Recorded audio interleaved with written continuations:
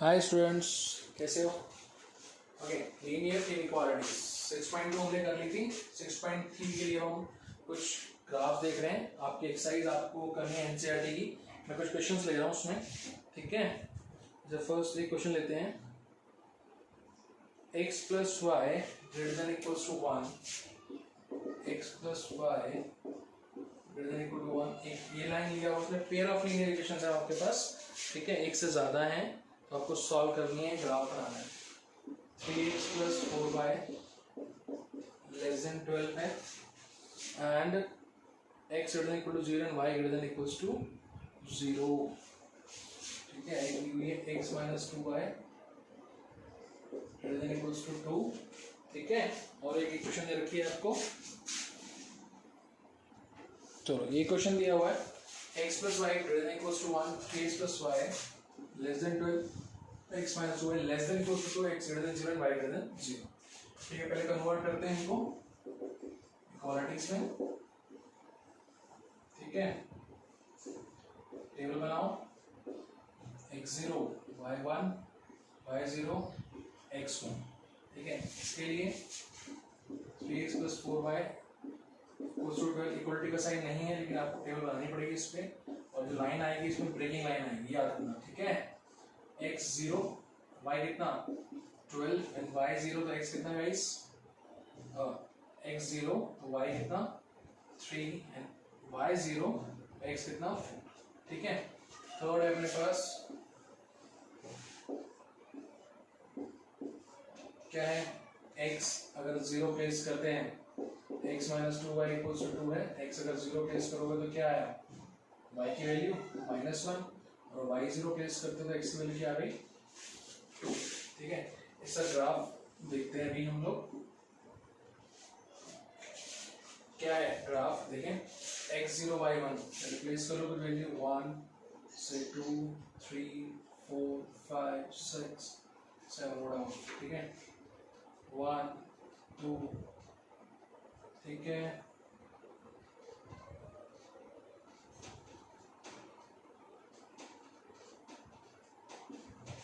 Okay चलो, x0 y1 x0 y1 ये point, ठीक है। ये हमारा कौन सा पॉइंट है, 0 और 1। x1 y0 1 एंड 0, ठीक है। हमारे स्पेसिफिकली ये लाइन हो गई, एक कंप्लीट लाइन आएगी इसमें, ठीक है। x0 y3 x0 y3 somewhere यहाँ पे ये पॉइंट हो गया 0 3 एंड x4 y0 ये पॉइंट हो गया, ठीक है। एक ये लाइन आ गई हमारे पास, ठीक है। ये ऑफ कोर्स ब्रेकिंग लाइन आना चाहिए था, ठीक है।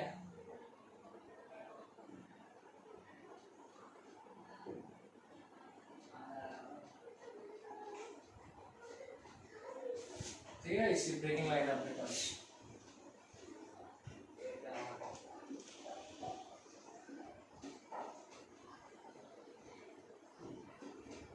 ओके। चलो नेक्स्ट क्या है, x0 y माइनस 1 समवेयर ये रहा पॉइंट, एंड x2 y0 ठीक है। ये एक लाइन, ठीक है। ये हमारा ग्राफ है। बेसिकली अभी इनइक्वालिटी चेक करना पड़ेगा आपको। इनइक्वालिटी चेक करो guys, x plus y greater than 1 और x equals to 0 y equals to 0। ये इनइक्वालिटी क्या है, फॉल्स, फॉल्स हो गई, ठीक है। नेक्स्ट चेक करो, 3x plus 4y less than 12, ठीक है। दिस इज ट्रू इनइक्वालिटी, ठीक है। Next x minus 2y less then 2,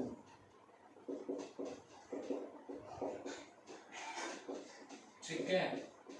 ये भी इनइक्वालिटी क्या है हमारी, ट्रू, ओके।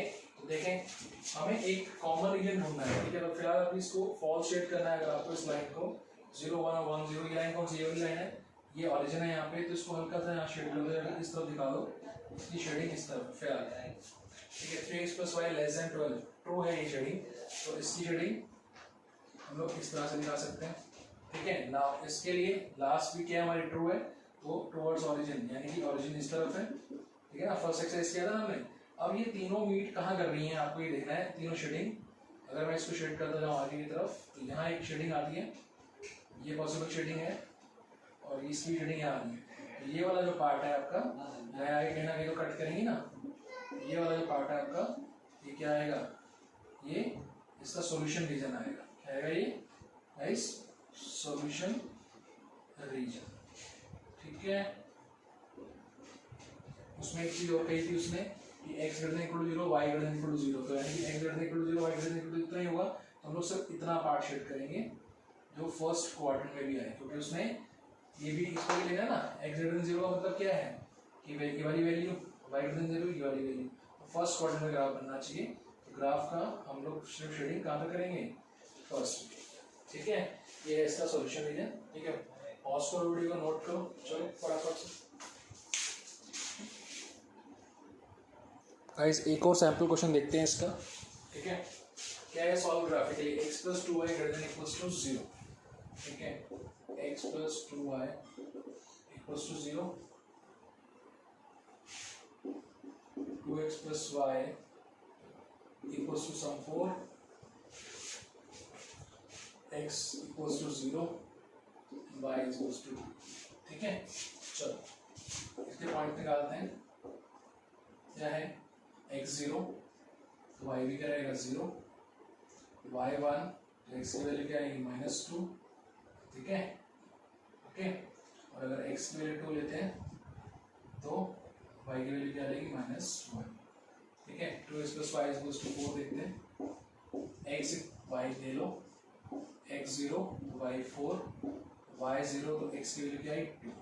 मेरा x = 0 पूरा y एक्सिस होता है, एंड y = 2 पैरेलल टू क्या रहेगी, x एक्सिस के लाइन रहेगी। ऐसा ग्राफ बनाते हैं, फिर देखते हैं आगे, ओके। गाइस ये इसका ग्राफ है बेसिकली, ठीक है। इन वैल्यूज को लेकर मैं बनाया है। x + 2y = 0 में ये वैल्यूज थी, तो ऑरिजिन से लाइन जा रहा था, ये लाइन ये x + 2y = 0 है, 2x + y = 4, this is a line, ठीक है। And y = 2 parallel to x axis. अब हमारे को इसकी इनइक्वालिटी चेक करनी है। चेक करें कि हमारा सॉल्यूशन रीजन कौन सा आएगा, x + 2y ग्रेटर देन 0, इसके लिए चेक करना है आपको 2x + y लेस देन 4, ठीक है, and y is less then 2, ठीक है। इसके लिए चेक करें। चलो देखते हैं अभी क्या बेसिकली मैंने क्या समझाया था, जब ऑरिजिन से लाइन जा रहा हो तो आपको अपना ऑरिजिन शिफ्ट करना है, सो दैट ये 0 ना बने। तो मैंने क्या करा, पुट x = 2 एंड y = मान लेते हैं 1 मान लें, ठीक है। चलो 1 मान लेते हैं, ठीक है। कुछ भी फर्स्ट क्वाड्रेंट मान लो, ठीक है। तो क्या है 2 + 2 4 is greater than 0, yes obviously ये क्या है, ट्रू है। 2 और 1 की पोजीशन क्या है, x2 y1, समवेयर पोजीशन यहाँ होगी और हमारी शेडिंग जो होगी इस तरफ होगी इसकी, ठीक है। तो क्योंकि ये ट्रू वाली साइड पे जाएगी ना, तो हमारा ऑरिजिन शिफ्ट हो चुका है। ये 0 0 ऑरिजिन नहीं माना हमने इस लाइन के लिए, मैंने माना 2 और 1, तो x2 y1 समवेयर यहाँ पॉइंट होगा। तो अगर ये ट्रू आ रहा है तो शेडिंग टुवर्ड्स द ऑरिजिन जाएगी। नेक्स्ट देखते हैं, ठीक है। इसको 0 0 पे चेक करते हैं। 4 0 is less then 4, yes 4 greater than 0 होता है, ठीक है। तो क्या आ गया, ये भी क्या आ गई, ये भी ट्रू आ गई। इसकी शेडिंग भी समवेयर ऐसे इस तरफ। ना इसको चेक करते हैं, x0 y0, तो क्या आएगा 0 इज लेस देन 2, यस ये भी क्या है, ट्रू है भैया। इसकी भी शेडिंग इस तरफ, ठीक है। ये कॉमन पार्ट ढूंढो, शेडिंग में आने के आते हैं, ये वाला पार्ट यहाँ आ रहा है, इसमें भी ये वाला पार्ट है, तो पूरा रहेगा नीचे की तरफ, एंड दिस वन, ये पूरा पार्ट जो है एक शायद कॉमन रीजन आ रहा है, ठीक है। चेक करना खुद गाइस, ठीक है। तो सॉल्यूशन रीजन मेरे को तो मिल गया, ये पूरा पार्ट, ठीक है। अपने एनसीईआरटी के 6.3 के ग्राफ्स बनाओ इसके, ठीक है, और अपने आंसर चेक करो पीछे, पहले बना लो क्वेश्चंस, देन उसके बाद चेक करना, ठीक है, कितने क्वेश्चन सही आते हैं, ठीक है। चलो ये हो गया आपकी 6.3।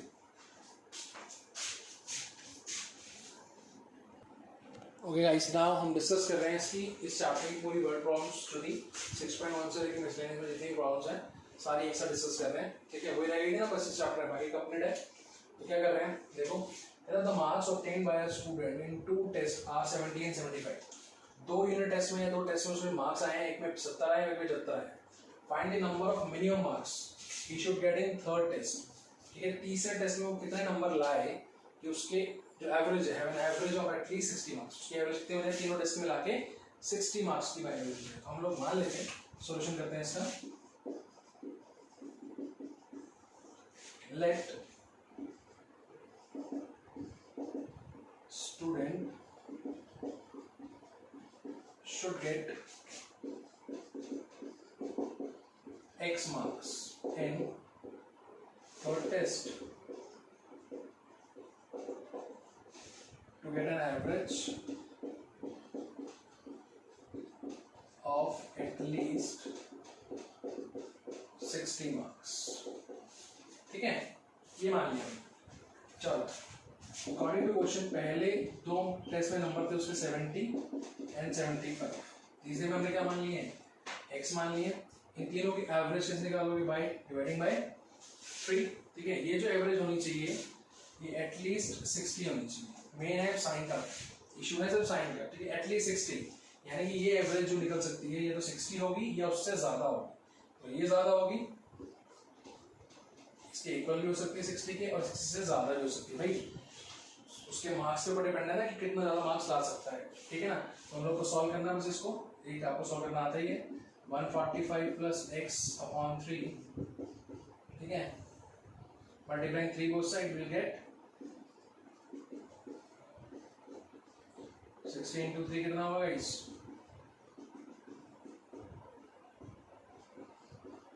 ठीक है। x की वैल्यू क्या आ गई, शुड गेट मोर देन 35 या उससे ज्यादा।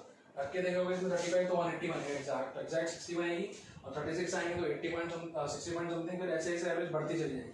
तो he should get 35, at least 35 marks to attain an average of at least 60। Clear हुआ, समझ में आया? नेक्स्ट देखते हैं।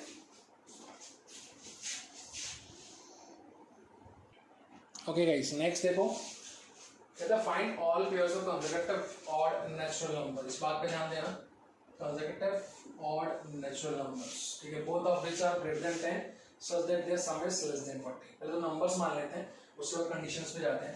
पहली कंडीशन तो ये है कि कंसेक्यूटिव होने चाहिए और ऑड नेचुरल नंबर होने चाहिए। तो लेट, मैं देखो कैसे लेट कर रहा हूं उसको, late 2 consecutive odd natural numbers are 2x। अभी 2x, अब x का कोई भी वैल्यू अगर 2 से मल्टीप्लाई करता हूँ तो इवन हो जाता है। ठीक है, लेकिन अगर मैं इसमें ऐड कर दूं 1 एंड एक और नंबर मान लूं, एक कम कर दें हम इसमें सब्ट्रैक्ट कर दें, तो ये हमेशा क्या रहेंगे, दोनों नंबर कंसेक्यूटिव भी रहेंगे और ऑड भी रहेंगे। समझो ना इस चीज को। अगर मैंने एक भी नंबर को x, कोई भी नंबर लिया x, उसमें मैंने मल्टीप्लाई 2 कर दिया तो इवन हो जाता है। अब 2x जो है वो इवन नंबर है। ठीक है, यानी कि सपोज x जो है 3 है तो 2 3 6 एक इवन नंबर है। अब 6 से पहला नंबर तो 2x माइनस 1, 6 माइनस 1 5, और वो ऑड है, और 6 प्लस 1 2 7, तो वो क्या है, इवन। तो हमने क्या करा, एक ऐड कर दिया एक सब्ट्रैक्ट कर दिया, तो ये हमेशा क्या रहेंगे, ऑड नंबर रहेंगे। ठीक है, अब इनकी कंडीशन देख लेते हैं। Both of which are greater than 10, दोनों ही 10 से बड़े हैं according to some question. 2x plus 1 भी 10 से ज्यादा है, और ये भी क्या है, 10 से ज्यादा है। देखते हैं इसमें सॉल्व करके क्या मिलता है हमें।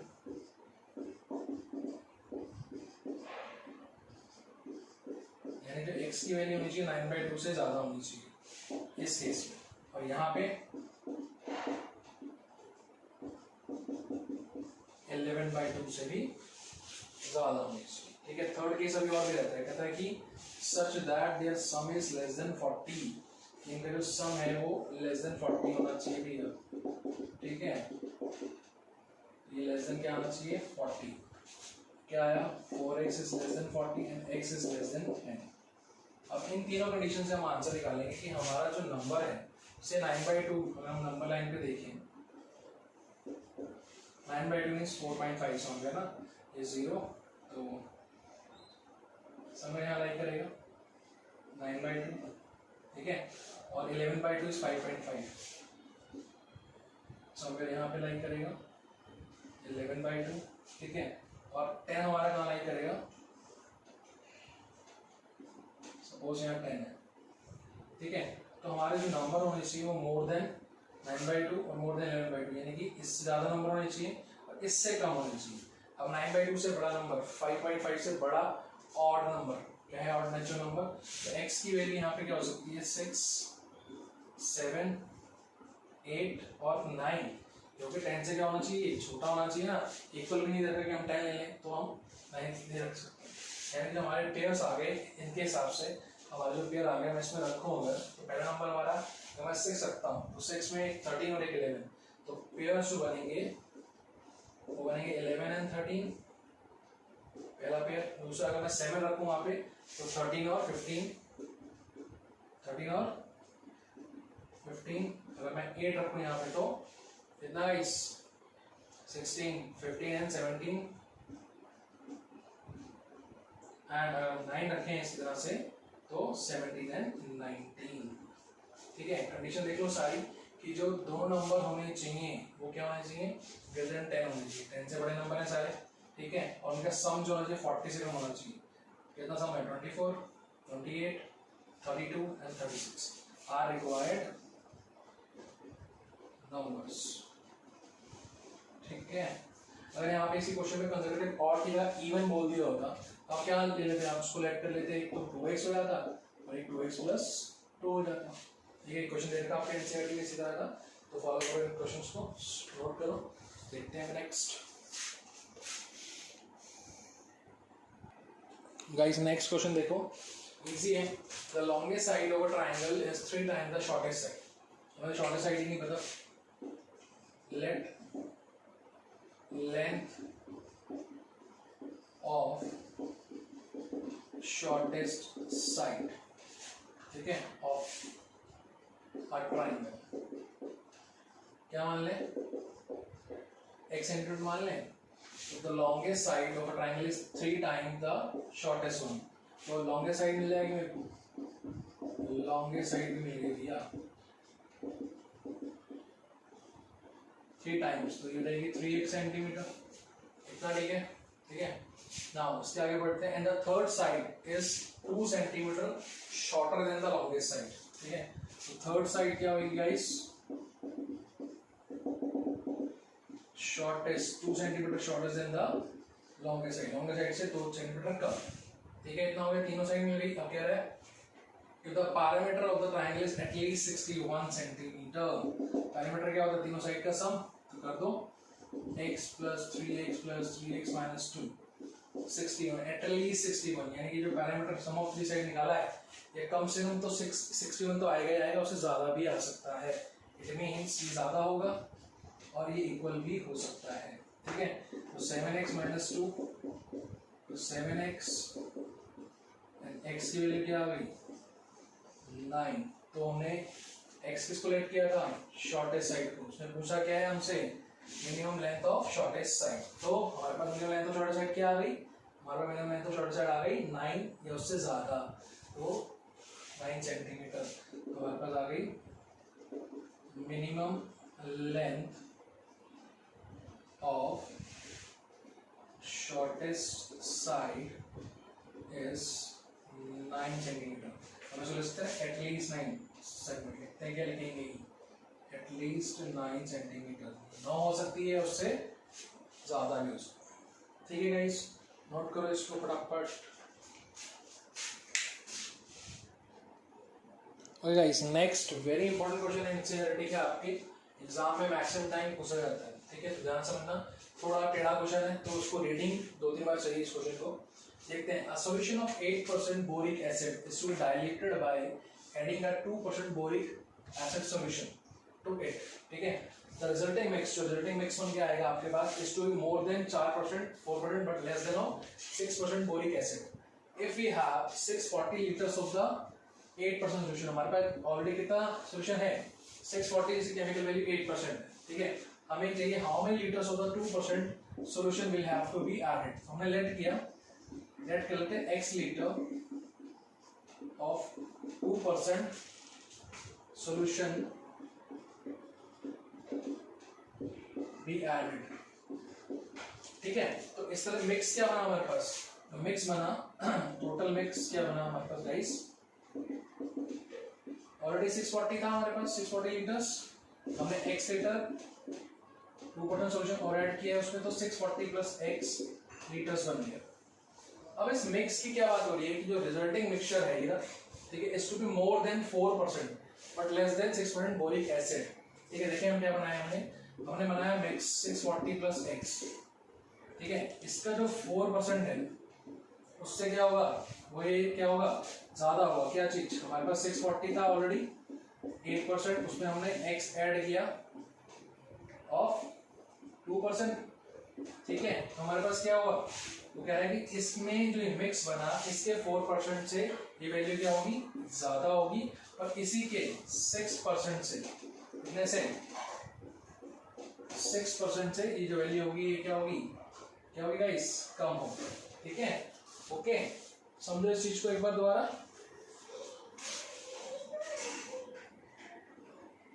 गाइस क्लियर हुई बात आपको? और क्या कह रहा था कि हमारे को जो सॉल्यूशन चाहिए जो हमने ऐड किया है, 2% सॉल्यूशन हमने x पे ऐड किया है, वो क्या है, मिक्स में जाके 640 प्लस x सॉल्यूशन हमारे बन गया। ये जो सॉल्यूशन है इसके 4% से जो हमने सॉल्यूशन जिस तरह तैयार किया, वो जो वैल्यू है वो इसके 4% से ज्यादा होगी और 6% से क्या होगी, कम होगी। तो सॉल्व कर लोगे इजीली, करो जरा ऐसा, 640 प्लस x इंटू 4/100, ठीक है, 640 इंटू 8/100 प्लस x इंटू 2/100, ठीक है, 640 प्लस x 6/100, ठीक है, 100 सारे तरफ से कैंसिल हो जाएगा, इसमें कॉमन आ जाएगा तो कैंसिल हो जाएगा, तो क्या बचेगा मेरे पास 640 प्लस x इंटू 4, ठीक है, यहाँ बचा अपने पास क्या 640 into 8 plus 2x and here 640 plus x into 6, ठीक है, कैलकुलेट करो तो क्या आएगा,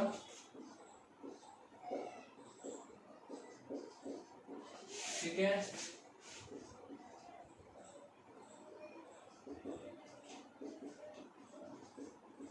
five 120 plus 2x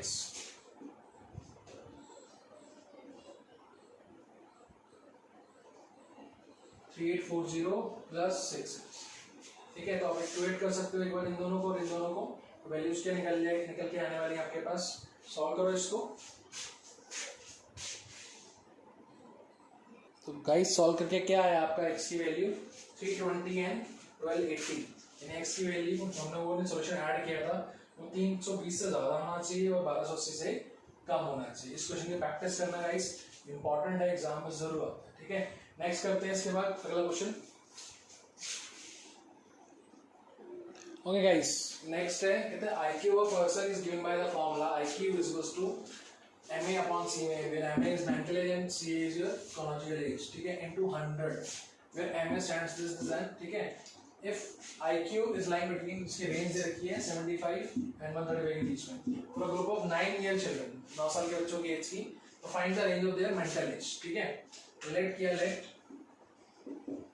X be the range of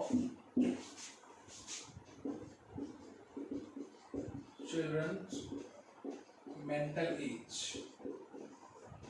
ठीक है, तो हमें IQ दे रखा है, IQ का फॉर्मूला है क्या, MA अपॉन CA into 100, ठीक है, ये गिवन था, ओके, और IQ की रेंज भी गिवन थी हमारे को, ठीक है जी, ओके, बस करना क्या है, इस IQ की जगह आप क्या रख सकते हो, फॉर्मूले को रख सकते हो, MA upon CA into 100, 135 and 75, ठीक है गाइस, ओके, रेंज बतानी है आपने, तो आपने इसको क्या माना हुआ, मेंटल एज की रेंज को माना हुआ X, और कॉन्जुगल एज आपको क्वेश्चन में दी हुई है, तो 9 इयर्स की चिल्ड्रन की निकालना है, ठीक है, इसके बाद आप इनइक्वालिटी इजीली सॉल्व कर सकते हो गाइस, ठीक है, करो इसको, 75/100 x by 9 135/100 दोनों साइड कर दिया हमने डिवाइड, डबल इनइक्वालिटी है, ठीक है ना, ठीक है, इसके बाद ठीक है 75 into 9 divided by 100 x 135 into 9 divided by 100. Solve करो इसको गाइस, तो क्या आएगा 0.75 into 9 and this is 1.35 into 9.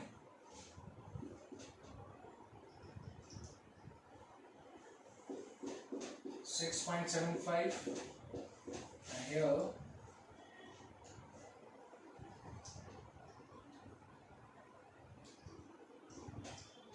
12.15. ठीक है, ये एज है, मेंटल एज की रेंज है जब 9 ईयर के चिल्ड्रन की बात होती है। ठीक है, इस नोट करो इसको फटाफट से। ओके गाइस, नोट कर लिया। अभी जितने भी क्वेश्चन हम लोगों ने किए हैं, कुछ सैंपल क्वेश्चन लिए हैं मैंने वैल्यूज चेंज करके, और कुछ एग्जैक्टली एनसीईआरटी क्वेश्चन। आप एनसीईआरटी में 6.1 से लेके मिसलेनियस तक के सभी वर्ड प्रॉब्लम्स सॉल्व करो और करके देखो कि आंसर्स मैच कर रहे नहीं कर रहे आपके। देन कोई क्वेरी हो तो पूछो। यहाँ पे आपका 6 चैप्टर कंप्लीट होता है। ठीक है, तो टेस्ट लेंगे इसका, बताएंगे आपको कब टेस्ट लेना है। तब तक इसे नोट करो। Take care.